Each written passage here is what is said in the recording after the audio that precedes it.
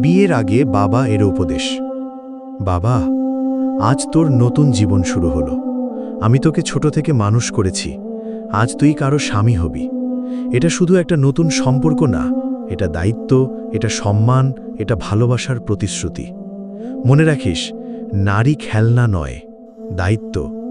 তার চোখের জল তোর ব্যর্থতা নয়, তোর অবহেলার প্রমাণ। যেমনটা তুই নিজের মাকে সম্মান করিস, তেমনি তার মায়ের প্রতিও করবি। সুখে পাশে থাকা সহজ, কষ্টে পাশে থাকা ইবাদত। তোকে বলছি বাবা, সংসার করতে হলে শুধু ভালোবাসা নয়, ধৈর্য, সম্মান আর ত্যাগ লাগে। স্ত্রী ভুল করলে ধৈর্য ধরিস, তুই ভুল করলে মাফ চাস। কারো মেয়ে তোকে দিয়ে তার জীবন শুরু করলো, তুই তার কাছে স্বামী না, একটা দুনিয়া।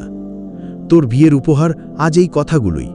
মনে রাখিস, ভালো মানুষ হলে তোর ঘরটাই জান্নাত হয়ে যাবে।